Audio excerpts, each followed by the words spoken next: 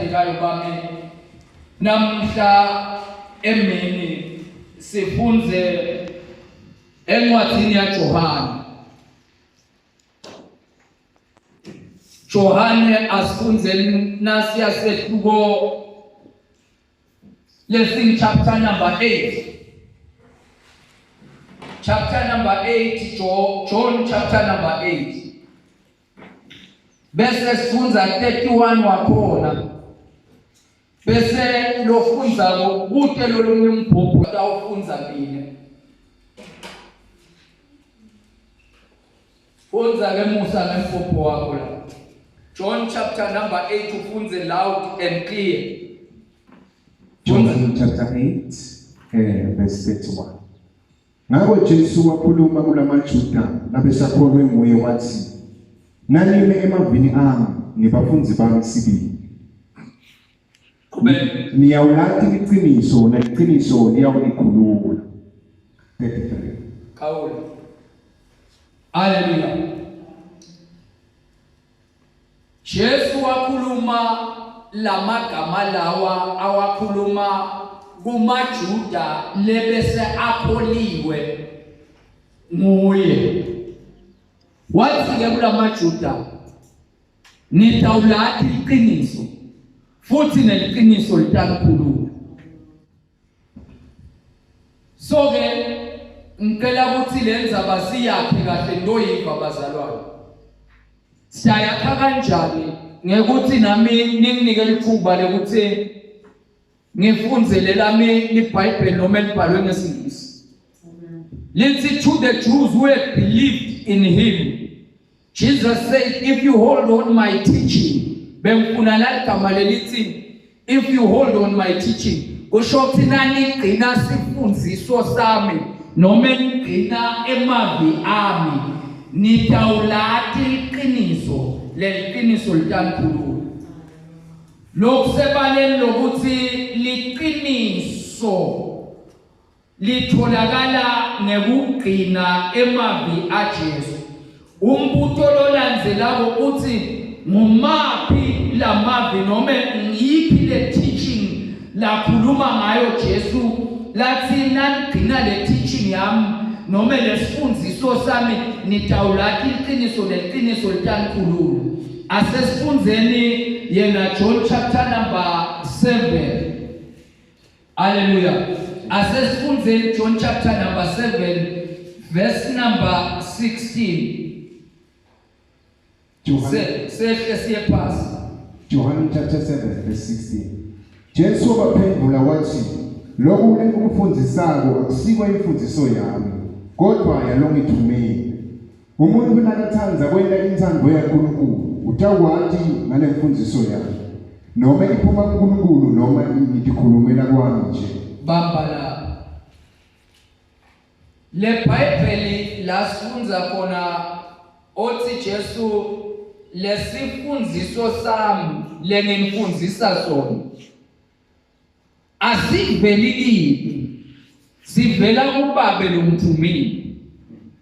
Uthi ke loyo lotawenda intando yaBaba lomthumile utawubese uyawusathi lesifundiso sami. Hallelujah. So lesifundiso lakhuluma ngaso Jesu ukuthi nanibambelele esifundisweni sami nitawulathi iqiniso neliqiniso litanikhulula. Lesifundiso leso ngulese ukuthi loyo lofuna kwenda intando yaNkulunkulu utase uyasathi lesifundiso saJesu lakhuluma ngaso. Hallelujah. So kukala understand lesifundiso saJesu kuthi umuntu atinumele yena ukuthi ufuna kwenda intando yaNkulunkulu. Bese ke nasatinumele lokuthi ufuna kwenda intando yaNkulunkulu utase uyasithola lesifundiso saJesu. Ngekuthola lesifundiso saJesu kuthiwa ke utase lo muntu wathi iqiniso, leqiniso litase liyamkhulula. Amen. Ngiphumelele namhla ngikhulume nani bandla lengosi. ngobe sinenkinga la emasongweni.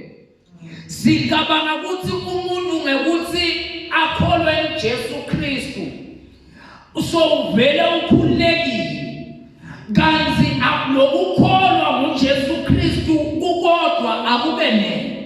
Kufuna athi lo muntu ngekukholwa uJesu Kristu bese uthola lesifundiso sababe lo wathuma Jesu, nakathola lesifundiso sababe lo wathuma Jesu, lo muntu la ikhani athola lesifundiso ubese wathi iqiniso, nakasathi leqiniso libese liyamkhulula. Haleluya. Asikhululwa kubekwa tandla, kodwa sikhululwa ukuthi kwekuqala sinqume ukuthi sitawenda inzando yaNkulunkulu. Nasinquma ukuthi sitawenda inzando yaNkulunkulu, sibese sigcina lesifundiso saJesu. Lesifundiso saJesu silakiso kutholakala iqiniso. Leqiniso nasilitholile bese liyakhulula. Haleluya. Lalelani bazalwane, kulo mhlaba lo esiphila kiwo siphila kunemibuso lengithu lekhona. Kunembuso wekukhanya, the kingdom of light, umbuso wekukhanya, inkosi yawo nguJesu. Haleluya. Bese kuba nembuso webumnyama, inkosi yawo nguSathane. Haleluya. So then now ufunza incwadi ya Isaiah chapter number 60. Uthi Isaiah chapter number 60. Sukuma ukhanye ngoba ukukhanya kwakho sekufikile. Umhlaba usithwe sigayegaye lesikhulu, kodwa wena ingadimulo yasimakade iphumela kuwe. Haleluya. Lalelani bazalwane, singabuthana la sibe sonke la, but kunengo leqiniso lefuna ngimchazele yona namuhla. Lokuthi lokubuthana kwethu akusendi ukuthi sonke sesikhulekile. Akusendi lokubuthana ukuthi sonke sesikhulekile. Kunebantu labalanya lo nkulumo, they are under demonic oppression, bakinzetelwe ngumbuso webumnyama. Uyabakubeka lo mbuso webumnyama ukontrola inzalo yabo, ubekise dingo letingakafanele, kodwa bayakhona. Haleluya. Lo kholwa kwabo nguJesu akusho ukuthi sebakhulekile emandleni ebumnyama. Ngoba ukukhulula umuntu kulathi iqiniso, neqiniso bese liyakhulula. Haleluya. Mayibonge Nkosi. So Jesu uthi mina ngikukhanya kwelifa, leqiniso noma the light kukhanya kuqhamuka nge-office la Jesu. Ngaphandle kwale office la Jesu kude kukhanya. Kungaleso sizathu bantu badidekile namuhla, bayazila bayethi inzabeni, bafune umoya, kanti moya awutholakali ngekuya enzabeni, utholakala e-ofisini la Jesu. Netipho tamoya titholakala e-ofisini la Jesu. Kune odwa ngombuso, ngumbuso wekukhanya. Yini kahle kahle lokukhanya lokhulunywa ngakho? Lalelani bathandekayo, bekangeke Jesu akhulume ngekuthi sukuma ukhanye ngoba kukhanya kwakho sekufikile. Umprofeti Isaiah njalo nangabe bekasho lendanga lesibona kusebaleni ukuthi bekangasho lelanga leli ngobe nathi sisinziswe saphanza lelanga likhona libevele ekhanyisa. Lokusho ukuthi kunekukhanya lobunye lokungedingelanga uyakhanya ngoba ekhanya kwakhe sekufikile. Nakungakefiki lokukhanya empilweni yomuntu uqhubeka ahlale ebumnyameni noma lokukhanya kwefika kwamenyethe.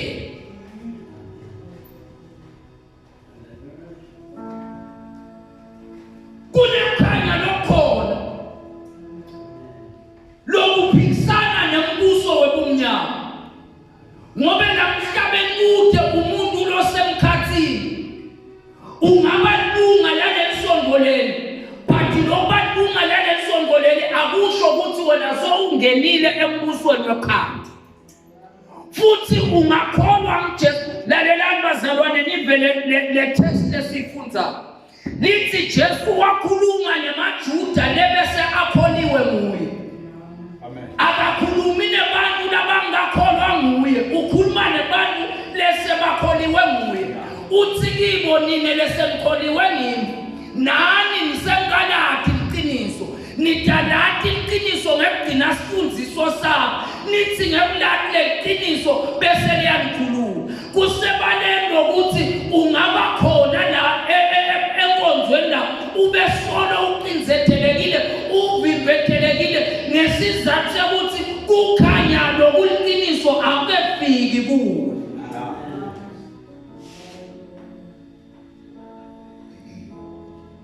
Nabona bazalwane liBhayibheli lithi encwadini yaGenesis ekuqaleni uNkulunkulu wadala lezulu nemhlaba. Libese lithi umhlaba wawulihlane lenganalutho. Bumnyama babusithe lihlane lenganalutho. Bese lithi uNkulunkulu wakhuluma wathi akube lekhaya. Lalelani lendlela letingo letendeka ngayo. Umnyama awumenywa ngumuntu ukuthi ube khona ekuphileni kwemuntu. Umnyama uvele uthathe iadvantage yekuba ngekho kwekukhanya ekuphileni kwemuntu. Kusho ukuthi kwabade kukhanya ekuphileni kwakho automatically umnyama khona. Ngoba iBhayibheli lithi bumnyama babusithe umhlaba. Akuveli ukuthi uNkulunkulu wa-invite bumnyama. Bumnyama butholakala bukhona lokukosha bumnyama bukhanya. Ngikho-ke Jesu wathi ngiyawulahla iqiniso neqiniso liyangikhulula ngoba uyathi ukuthi bantu nangabe bangathi lokuthi maqonzana nelivu laNkulunkulu bahlele bumnyameni lobumnyama bunika Sathane noma umbuso webumnyama ilicense ekuphileni kwabo.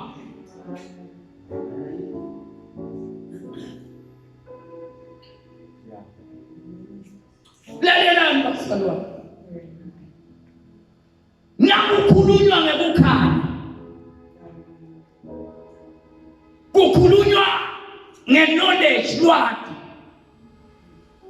Ngibona ubuka ema-emblem etikolo kwaze kwakhulunywa nje ngekwakhiwa ibheji yesikolo awukhanza kubekwe tibane noma titinzathu kuthiwa ilight lwati ilight waze wabate lwati usuku sebumnyameni ngakuleyo department leyo. So uthi-ke Jesu uma niqhubeka ekufundisweni shothi uma niqhubeka nithola lwati nine ngasebabafunzi lokusho ukuthi kuba ngumfunzi waJesu akwentiwa ukuthi wena sowusinzisile. Kwentiwa ukuthi uyaqhubeka uyafunza uthola lwati ngalombuso waNkulunkulu wekukhanya.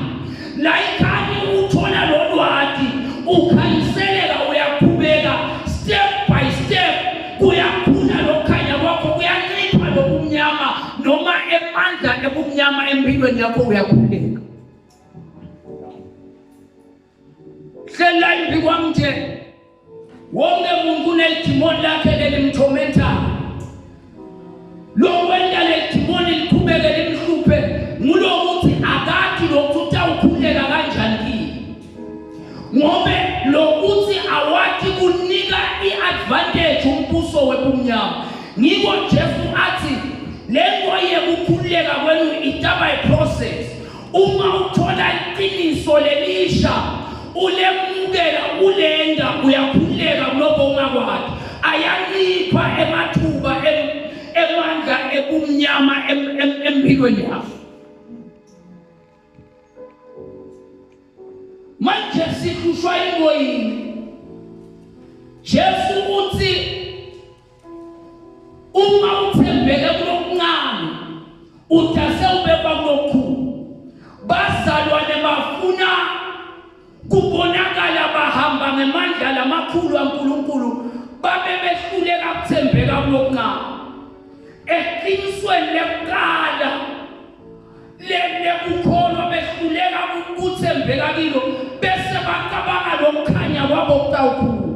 Kuthiwa uma nigcina emavani nitase babafunzi babo kule process yokugcina lamavi ami nitase nithola iqiniso. Leqiniso litase liyankhulula. Haleluya. Asemvumeleni ngikhulume kanje. Bathandekayo ba. Njengoba sidala abanyendi benu baphenduka. Haleluya, ngithi naphenduka. Naphenduka abazalwane. Lalelani ke bazalwane bami. Asebaphamise kanjani baphenduka. Waphenduka.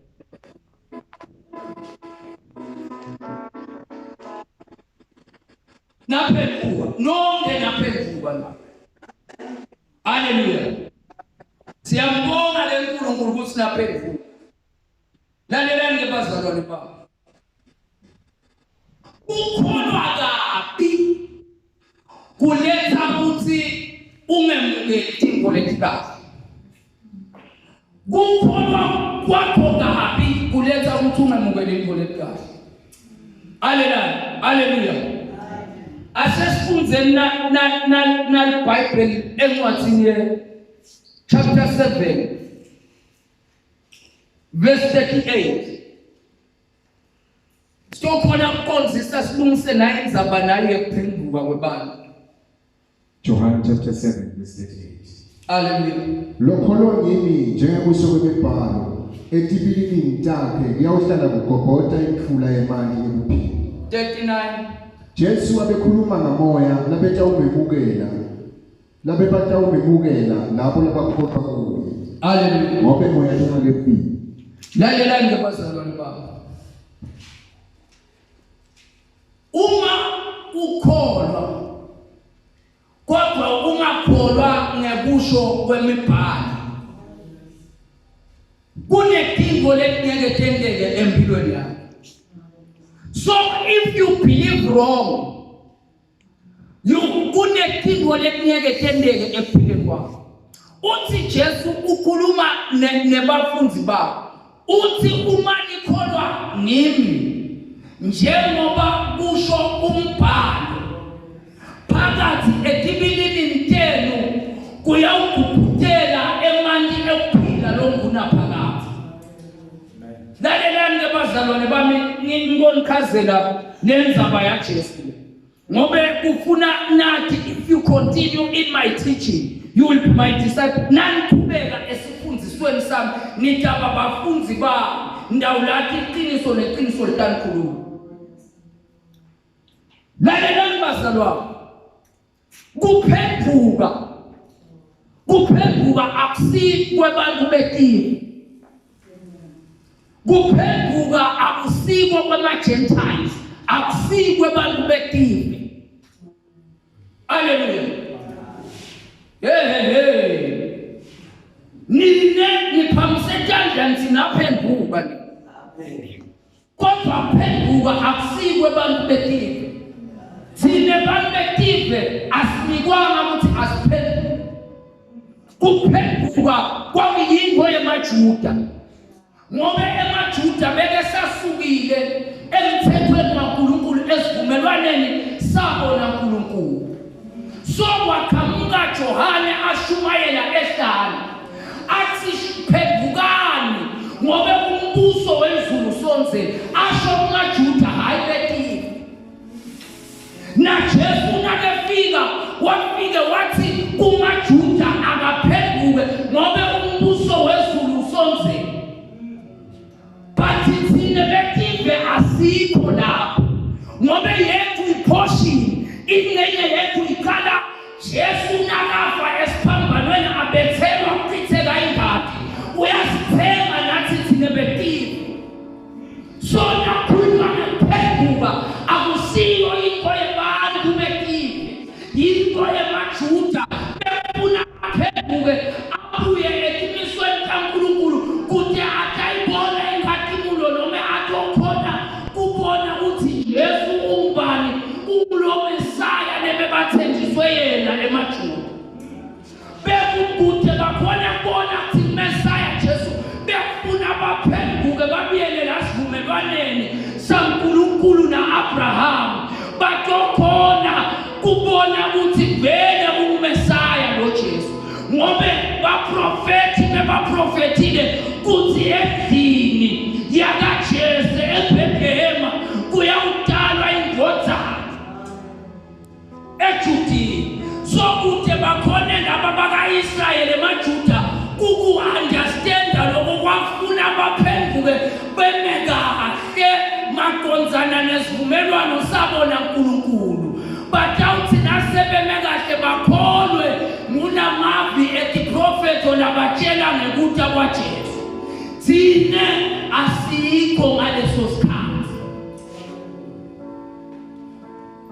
So inkinga lekhona ngulokuthi nina naphenduka kanti kuphenduka kwakwemaJuda. So uma ukholwa kabi kunedingo longeke ukithole ngikwathi Jesu maniqhubeka emavini akho niyawuba bafunzi bamesibili nitawulathi neqiniso litaNkulunkulu. Sihleli darkness ngulokuthi kwafika imissionary yefika imission yathi phendukani ngoba umbuso wezulu usonzele sadalela livi lemission lelinganabukhaya saphenduka.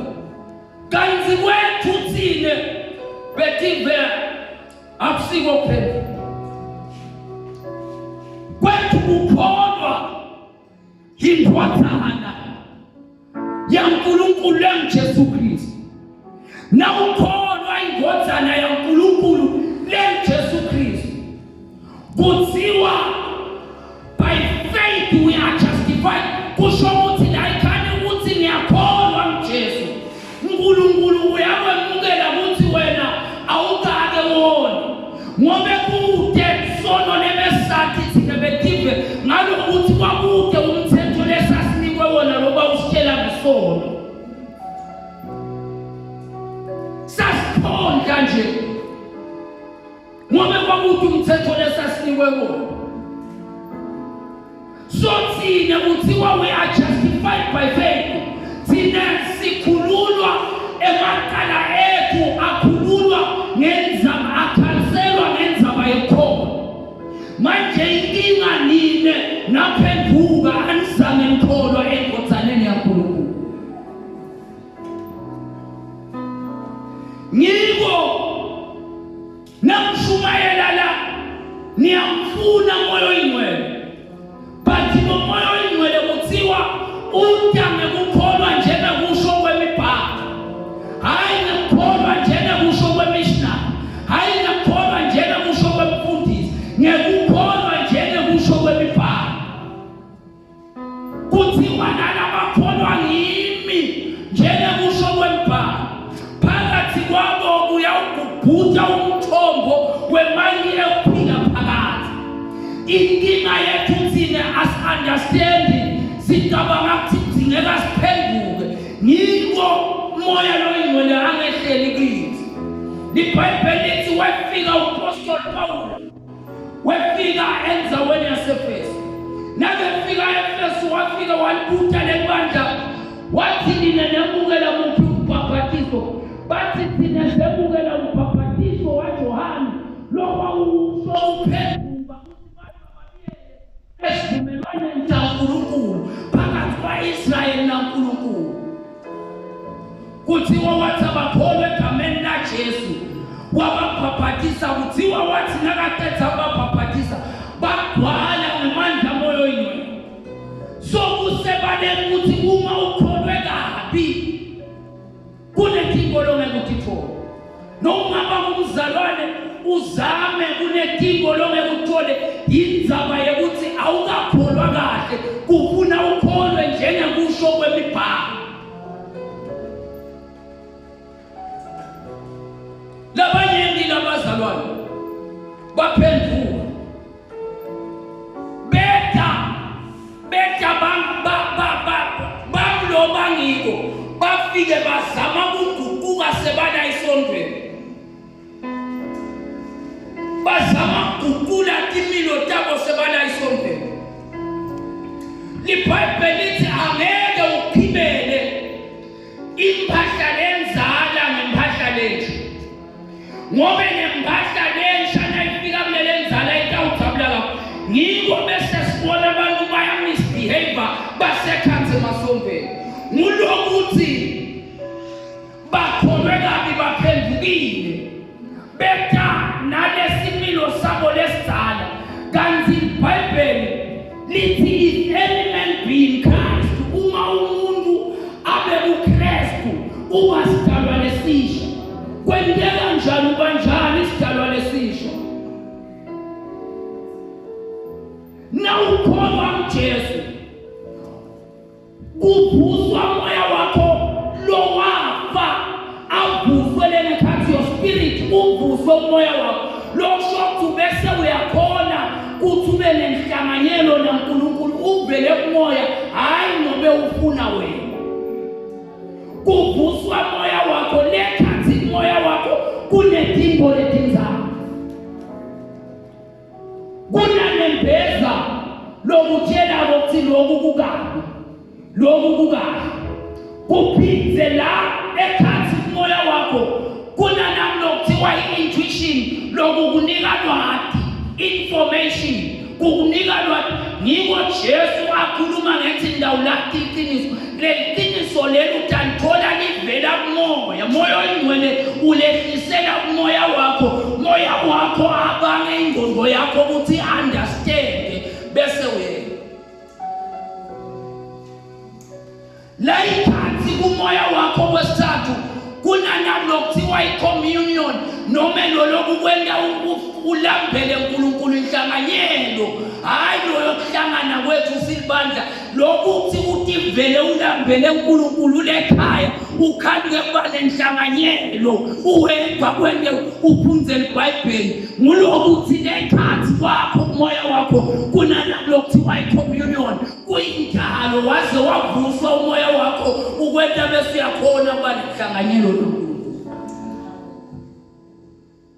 Manje inkinga yebandla lamuhla kunebantu labaphenduka, bantu labaphenduka bangena esontweni, kwathiwa baphenduke kanti thina betive kuthiwa asikholwe uJesu.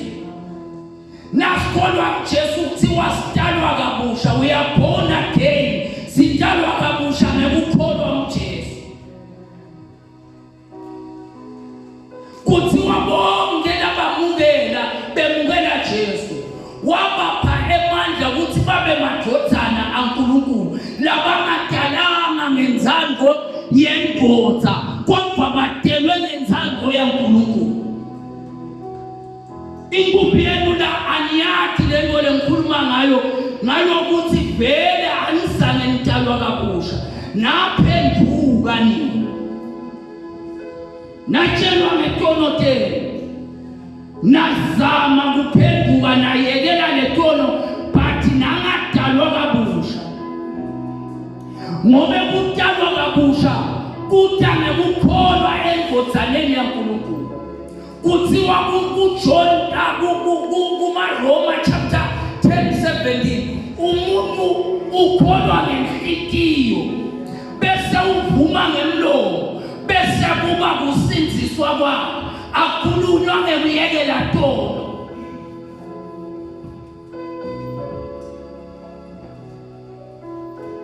Kuyekela usindiswa ngulo nembeza losavusiwe lokumoya akuyekelise to manje lebo nashunyayelwa yaphambana bathiwa phenduka niyekele tolo esikhundleni sekuthi kuthiwe kholwani uJesu kutawu uNkulunkulu atanemukela kuthi nina senilungile kuye ngekukholwa kuthiwa Abraham wakholwa uNkulunkulu wase wemukeleka ukuthi sowulungile ngekukholwa hayi ngekuphenduka sethe iportion yamaJuda sayenda yethu Nibo ushisha singakhona kwemukela moyo oyingcwele ngobe moyo oyingcwele wemukelwa through office la Jesu uthi ngiyahamba Jesu ngiyabamba namfika babe ngitaninika lesethembiso lesimoyo oyingcwele so lo release moyo oyingcwele awunike abantu uJesu eoffice la angeke ubese uyafohla wena uthi nawe emukela moyo oyingcwele ungakakonzana le office la Jesu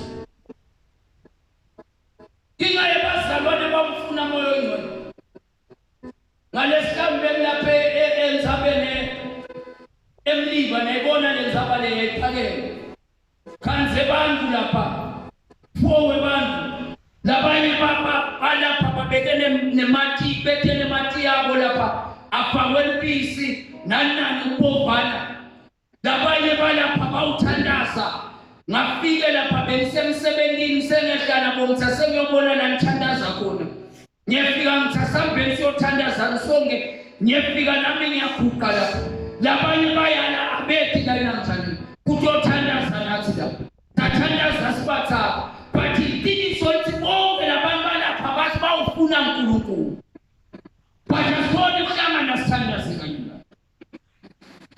yinzaba ukhona labanga lokunye uyelapha uyofuna umoya kanzi umoya utholakala ne-office la Jesu wase uyafuna umoya wakawufuna e-office la Jesu utawuba naye umoya but igama labo kutawuthiwa evil spirit not holy spirit akunaba umoya loyingcwele ngobe umoya loyingcwele ukhululwa nge-office la Jesu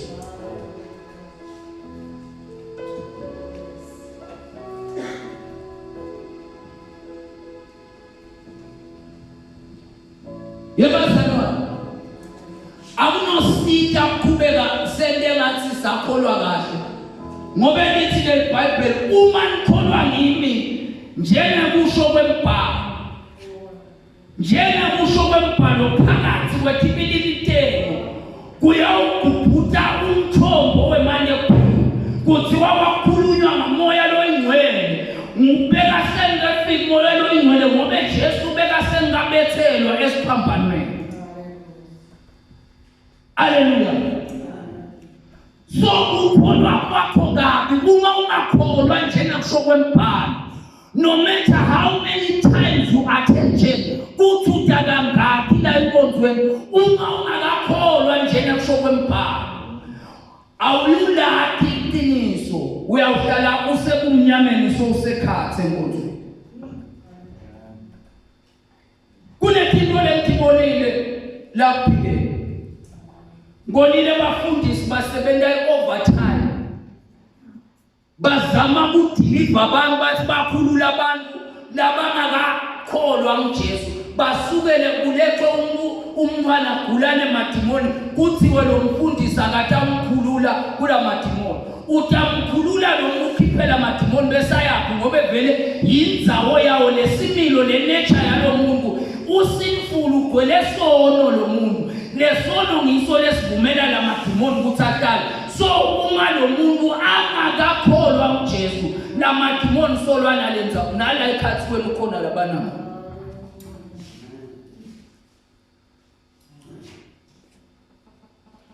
bumnyama abu invite umuntu akumelwa umuntu bumnyama emadimoni awa invite ukuthi akethe empilweni yakho as long as ungadi kulolo kholwa ngiko ungaqhubeki esifundisweni lesifundiso lesitawenda wathi iqiniso leqiniso likhulule bumnyama buthatha iadvantage automatically ubone emakhaya siphika kangaka ebazalwane kukhuma emadivoti ukuthi kunebumnyama kunengcingwana labangayadi leba affectabo ibabambili babambele emuva.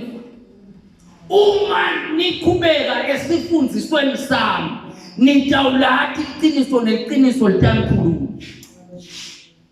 Wakholwa njani wena? Waphenduka. Nangabe waphenduka kwakungasinye yakho leyo. Kwakuyingcenye yemajuda. Funkalele phasi wemukele Jesu. Ngoba labanye lami yabathi ukuthi vele baphulelela esontweni. Bakhanza shumayela. But abakamemukeli Jesu njengenkosi ngobe kude bekunene angesiye ngani. Noma ungasikhonda ngalokuthite kanganani usikhonda ngenyama ngobe wena awukadalwa kabusha wena. Umuntu udalwa kabusha ngekwemukela Jesu. Kuvuswe ngikwathi Paul encwadini yabaseFesu. So nivusile nani nine lebelifile ngenxa yephambeko tete. Uthi benihamba nemoya webantwana bekungalaleli logwele bambelile. Uthi nathi thine Paula sake sahamba ngalo moya nemva ukuthi kunemoya uthi na ubona umuntu wesontweni kuthi wakhishwa shumi noma kweniwa yini angakwendi lokho hayi ukuthi uyathendela kunemdimoni le disobedience umoya wekungalaleli losebenza kubantwana bekungalaleli. Uthi Paula nathi sasi njengabo bonke sasifanana nabo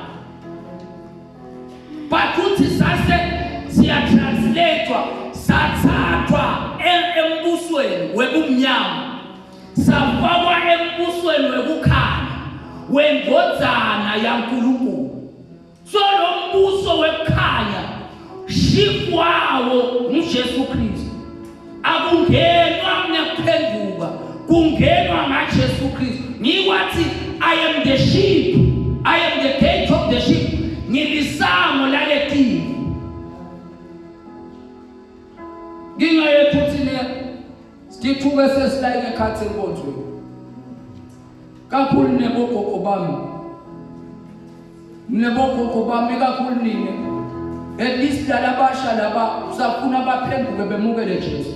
Labanye ufuna bamukele Jesu, labanye babo sibabhabhatisile baphendukile. Ngibona namuhla solo abagwali ngemandla moyo oyingcwele ngoba bemukelanga Jesu.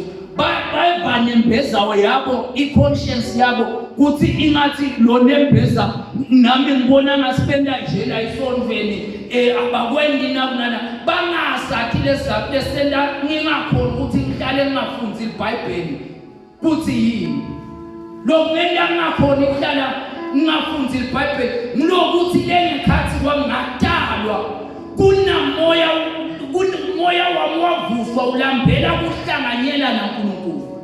Ngibonile ningahlala emaviki abe4 ungakazili ungakathandazi ungakendi ngoba vele solo umlolobo ngiko mane nyalo uthi associate wangena esontweni wazama ukukhibela lemvelo lenzala.